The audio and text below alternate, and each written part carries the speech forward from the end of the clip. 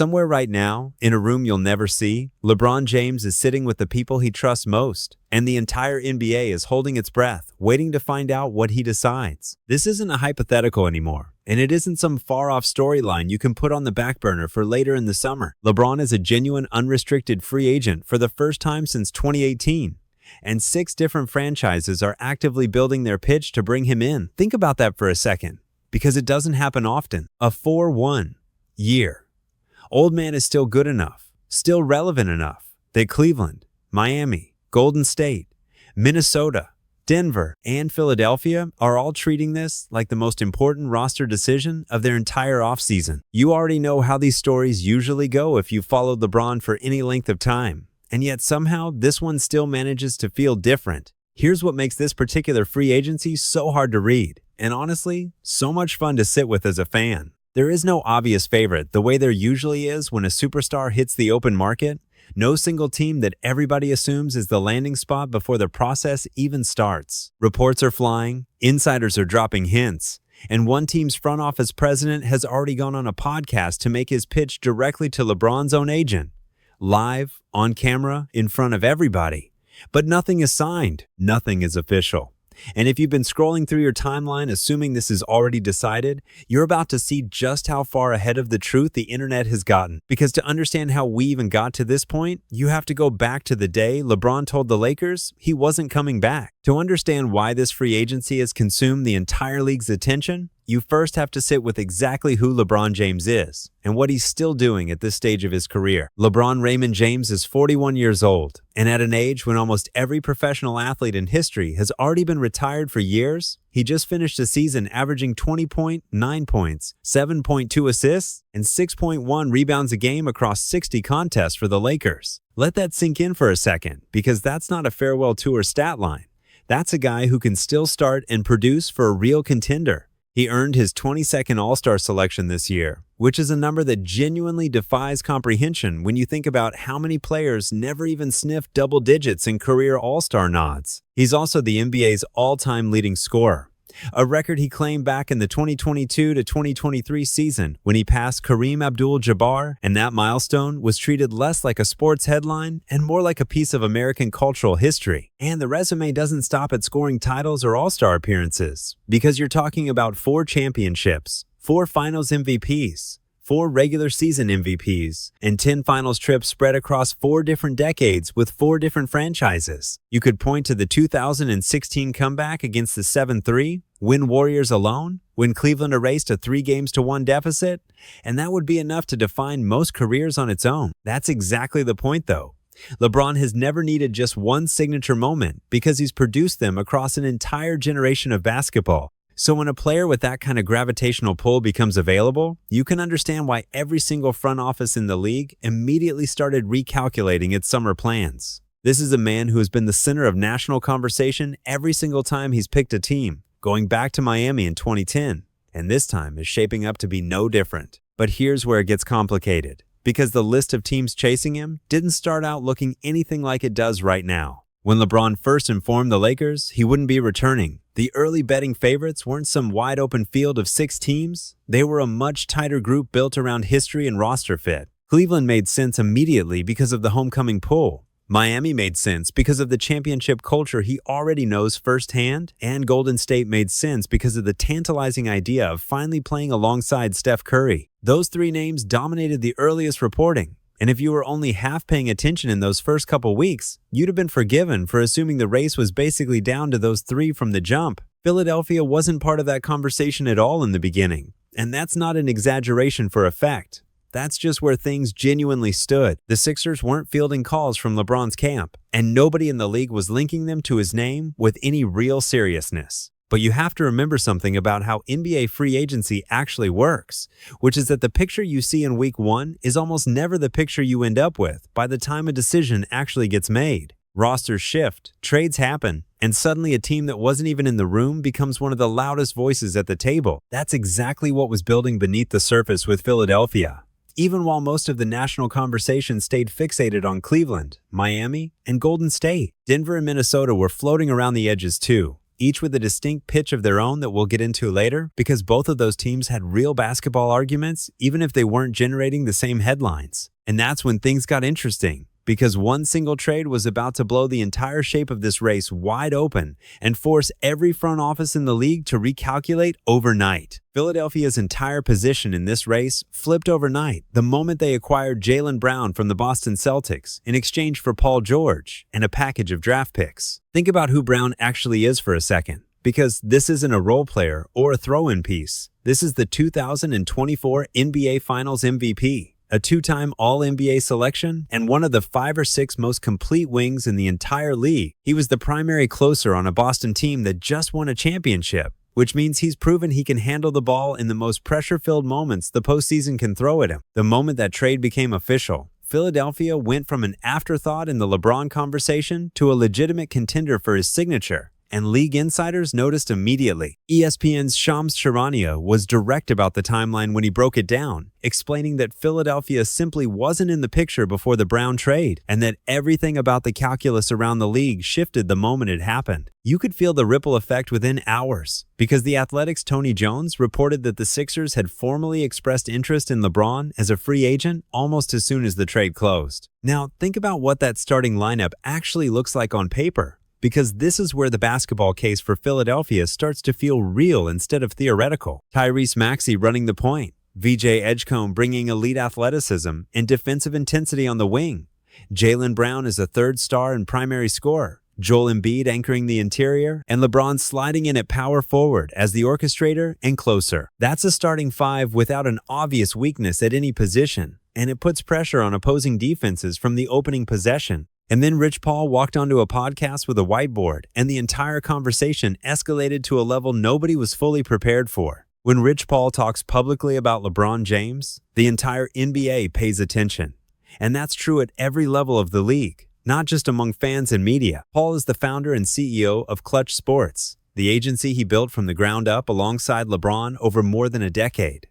And he's widely regarded as one of the most influential figures in professional basketball, not just as an agent, but as one of the key architects of the modern player empowerment era. So when he sits down on a public podcast and starts mapping out his clients' options with a whiteboard and a pointer, that's not casual content. That's a direct message to every general manager and front office executive watching. On an episode of his Game Over podcast with co-host Max Kellerman, Paul laid out a detailed breakdown of the teams in the conversation for LeBron's services, going through each franchise individually with a level of seriousness that made it clear this wasn't just entertainment. And the very first team he addressed on that board was the Philadelphia 76ers. Not Cleveland, not Miami, not Golden State. Philadelphia came first. His words on the podcast were about as direct as it gets, saying that with Philadelphia, everything changed, and then explaining exactly why with a simple question: how could you not have his attention when you have Maxey, Edgecombe, Brown, and Embiid all in one place? That statement came from the one man who oversees every major professional decision in LeBron's career, and he opened the entire board with Philadelphia's name. Let's actually sit with the basketball case for Philadelphia for a minute, because it deserves a full and honest look instead of just being treated as hype from a podcast whiteboard. It starts with Joel Embiid. And when he's healthy and genuinely locked in, he's among the 2 or 3 most dominant offensive forces anywhere in the league. You're talking about a 7-foot center who can impose his will in the post, face up and create off the dribble, operate from the mid-range with real precision, and commands so much defensive attention that everything else on the floor opens up around him. He's led the league in scoring before, he's won an MVP, and he's exactly the kind of centerpiece that makes every teammate around him more dangerous simply because opponents can't afford to ignore him. But here's where it gets complicated, because Rich Paul himself acknowledged directly on that same whiteboard episode that health and habits are the real concern with Embiid. He's played in only 96 regular season games over the last 3 seasons combined. And that's the number every single analyst circles the moment this conversation comes up. Still, when Embiid is right, the argument becomes genuinely difficult to push back against, especially once you add in what Tyrese Maxey and VJ Edgecombe bring alongside him. Maxey earned his first All-Star selection recently and has become one of the more dynamic young point guards in the entire Eastern Conference, someone who can control tempo and score in bursts when a game demands it. Edgecombe is still developing, but he's already shown the kind of two-way upside that makes front offices excited about a ceiling nobody's fully seen yet. Pair all of that with Jaylen Brown as a legitimate third star,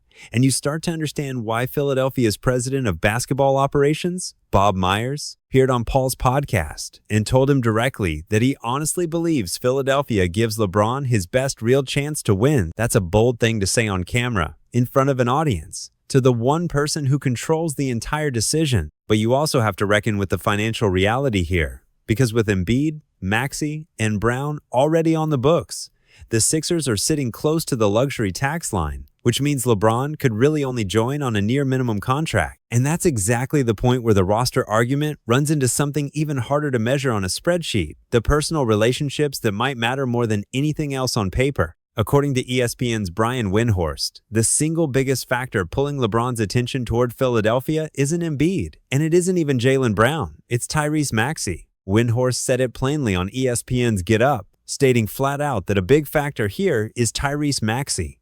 And the reasoning behind that goes a lot deeper than anything you'll find in a box score. Maxey is a clutch sports client, represented by the same agency that has guided LeBron's entire career for well over a decade now. And that relationship isn't just a name on a client roster somewhere. The two of them have actually trained together during multiple off-seasons, building a real personal bond over years of shared gym time that goes far beyond the usual agent-client structure you'd expect. Windhorst drew an explicit parallel to what happened with Anthony Davis in Los Angeles, another clutch client who became the bridge that made the Lakers feel like a natural fit before LeBron had even stepped foot in a single practice. That same dynamic, according to Windhorst, is exactly what's playing out with Philadelphia right now. Rich Paul basically confirmed this himself in the most understated way possible on that Whiteboard episode, saying simply that he loves Maxey, so there's not even anything more to discuss about it. Think about what that means for a second. Because when LeBron's own agent says a specific player on a specific roster needs no further explanation, that tells you the personal connection is already fully established and already functioning as a real competitive advantage. You could put together every stat sheet and salary breakdown in the world, and none of it would fully capture what it means for LeBron to already trust and enjoy playing alongside someone before a single game has been played. That's the kind of factor that doesn't show up in mock trades or cap sheets. But insiders who actually talk to these people keep bringing it up over and over again. And that's exactly why Philadelphia's pitch feels less like a cold business proposal and more like something LeBron might already be personally leaning toward. But you can't talk about this decision without acknowledging what Cleveland is offering on the complete opposite end of the emotional spectrum. The Cleveland Cavaliers entered this summer as arguably the most formidable competition Philadelphia has faced for LeBron's signature. And the reason has almost nothing to do with roster math or cap space. It comes down to legacy and to the kind of ending that gets permanently written into a player's history. LeBron James was born in Akron, Ohio, and the Cavaliers selected him first overall in the 2003 draft. And you already know the rest of that story if you've followed basketball for any length of time. He left for Miami in 2010, came back in 2014, and in 2016 delivered Cleveland its first professional sports championship in over half a century, capping off that historic comeback against a 7-3 win Warriors team. That comeback still stands as one of the defining athletic achievements in American sports history. And LeBron authored it as a Northeast Ohio kid who genuinely felt like he owed his city something. That narrative doesn't fade just because a decade has passed, and it's not something any other franchise can manufacture no matter how good their roster looks on paper. What makes Cleveland's pitch even stronger this time around is that they're not the hollowed-out roster LeBron carried almost single-handedly during his first stint there. This is a Cavaliers team that's been one of the most consistent powers in the Eastern Conference in recent seasons. A legitimate contender that wouldn't require a full rebuild just to accommodate a 4-1-year-old star. ESPN's Mark Stein has reported that a return to Cleveland is viewed as a growing sentiment across league circles. As this summer has progressed, and multiple respected insiders have suggested that if you had to place a bet right now, Cleveland is where most of the smart money is actually going. And sitting inside the Cavaliers front office is Brandon Williams, LeBron's close personal friend, who Rich Paul himself described on that same Whiteboard episode as basically being like a brother to LeBron. Williams currently serves as assistant general manager there, and that kind of internal connection is exactly the sort of personal bridge that can quietly tip a genuinely close decision in ways no roster comparison ever could. But Cleveland and Philadelphia aren't the only two teams still very much alive in this race. Miami represents a completely different kind of pull than Cleveland does, built not on hometown emotion, but on shared championship experience inside a culture LeBron already knows intimately. He arrived in South Beach back in 2010 alongside Dwyane Wade and Chris Bosh, made the finals in all 4 of his seasons there, and won back-to-back titles in 2012 and 2013. The infrastructure that Pat Riley and Eric Spoelstra built in Miami still stands as one of the most respected championship frameworks anywhere in professional sports, and that reputation hasn't gone anywhere. Windhorst addressed this directly on ESPN, pointing out that LeBron essentially has to weigh how much value he places on choosing a franchise he's already won championships for versus stepping into somewhere entirely new. Cleveland and Miami both represent familiar ground in that sense, and choosing either one carries a different emotional weight than walking into a completely fresh situation the way Philadelphia would represent. Golden State has stayed in this conversation all summer too, even though ESPN's Anthony Slater has described internal optimism there as fairly low compared to some of the other suitors. The Warriors have been deliberate about preserving roster flexibility specifically to stay positioned in case LeBron picks them, and their pitch centers on low-commitment risk, alongside the chance to finally play with Steph Curry in what would be one of the more compelling late-career pairings the league has ever produced. Minnesota, meanwhile, has quietly kept surfacing as a genuine dark horse, and Rich Paul spoke about the Timberwolves on that same podcast with obvious admiration, specifically citing Anthony Edwards and head coach Chris Finch. For LeBron, Minnesota represents something fundamentally different from every other option on the table, the chance to play alongside a young superstar at the very start of his prime, instead of simply closing out his own story on someone else's timeline. That's a distinct kind of legacy appeal that none of the other suitors can really offer in quite the same way, and it's worth taking seriously even if it doesn't get the same headlines as the Philadelphia and Cleveland conversations. But there's one more team in this mix that might actually have the cleanest basketball argument of anybody. The Denver Nuggets might present the single cleanest pure basketball argument in this entire field, even though they haven't generated nearly the same volume of headlines as Philadelphia or Cleveland. Think about what it would actually look like to add LeBron James to a core that already features a 3-time MVP in Nikola Jokić alongside Jamal Murray and Aaron Gordon, because that's a roster that would have virtually no identifiable weakness at any position on the floor. Jokić and LeBron pairing up would form one of the most cerebral, offensively gifted duos this league has seen in a generation. 2 elite passers and decision-makers who would genuinely complement each other instead of stepping on each other's toes. Denver earned the Western Conference's 3rd seed in the most recent regular season before falling to Minnesota in the first round, and a LeBron signing there would immediately and dramatically shift the entire power structure out west. You have to sit with that for a second, because on paper, this might be the single most complete team LeBron could join anywhere in this race. But just like in Philadelphia, the financial constraints in Denver are real, and they limit what the organization can formally offer him, given their existing salary commitments to their core 3. That's exactly the same near-minimum contract situation that comes up in Philly's pitch, and it's worth remembering that money doesn't seem to be the deciding factor for LeBron at this stage of his career anyway. As Rich Paul put it directly to ESPN, this is the first time LeBron is making a decision without any pressure attached to it at all, because he's already won everything there is to win. This choice, according to Paul, is strictly about happiness and legacy, not about maximizing a paycheck in the final stretch of an already historic career. So when you line up Denver's roster fit against Philadelphia's personal relationships and Cleveland's homecoming pull, you start to see just how genuinely difficult this decision actually is, even for the people closest to it. And that's exactly why the loudest reporting hasn't necessarily been the most accurate reporting, which brings us to something you really need to understand before you believe anything you've seen trending online. Here's where the truth of this entire story actually lands, because the headlines you've probably seen flooding your timeline were built on a foundation of confirmed interest and credible insider reporting, not on an actual signed contract. The Athletic's Tony Jones confirmed the Sixers formally expressed interest. Rich Paul confirmed Philadelphia had LeBron's attention, and Shams Charania placed the Sixers in his reported hierarchy of contenders alongside Cleveland and Miami. Every single one of those facts is real and newsworthy on its own.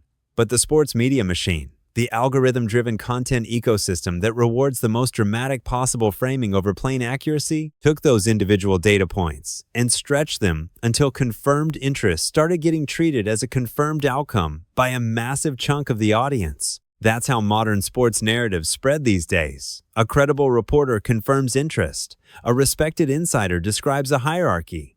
An agent pulls out a whiteboard and puts one team's name first, and within hours, content creators are presenting what's really just a well-sourced rumor, as though it's already a done deal. Rich Paul himself has been about as clear as it gets in trying to manage those expectations, stating publicly that no decision is imminent and that the teams pursuing LeBron are prepared to wait as long as it takes for him to be ready. He's even told ESPN directly that he doesn't expect a resolution anytime soon, which is about as direct a signal as you're going to get from the person who actually controls this entire process. And yet the content cycle around this story has run for weeks, as though an announcement could drop at any moment, which tells you everything about the gap between what insiders are actually saying and what's being presented as settled fact. That gap is the real story sitting underneath every one of those viral headlines you've scrolled past. What we do know, based on multiple public comments from Paul himself, is that this is the first free agency of LeBron's career being made without the weight of obligation or unfinished business hanging over it.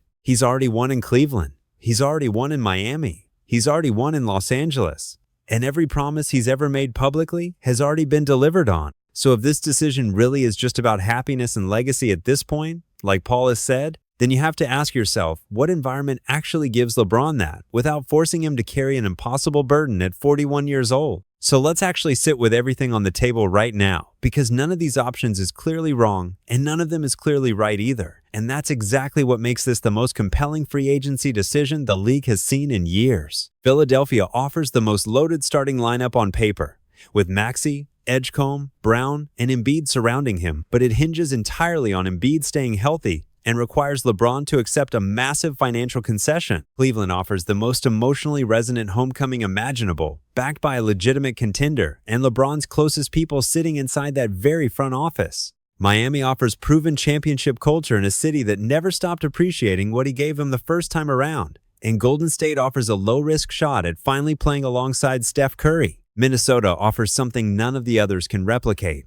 the chance to elevate a young superstar at the start of his prime instead of closing out his own story. And Denver offers Jokić and maybe the cleanest basketball fit of anybody in this entire race. Think about that for a second, because you're talking about a 41-year-old man who's still good enough that 6 different franchises are actively competing for his signature, and still culturally significant enough that even unconfirmed rumors about his decision dominate the sports conversation for weeks at a time. This isn't a player quietly riding out the final years of a great career. This is a player actively choosing exactly where he wants to compete for one more championship on his own terms without anyone else's timeline attached to it. Philadelphia made its case as aggressively and as publicly as any team in this race, landing Jaylen Brown to build the roster first, putting their president of basketball operations on camera to make the pitch directly, and watching their name get placed first on Rich Paul's whiteboard. Whether that ends up being enough to actually bring him to Philly is still an open question. And honestly, that's part of what makes this worth following closely instead of just skimming headlines.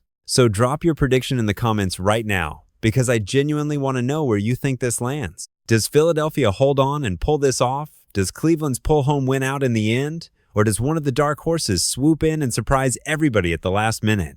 And if you want to stay ahead of this story as it actually develops instead of chasing every rumor that trends for 5 minutes, go ahead and subscribe, because when this decision finally does land, you're going to want to already be here for it.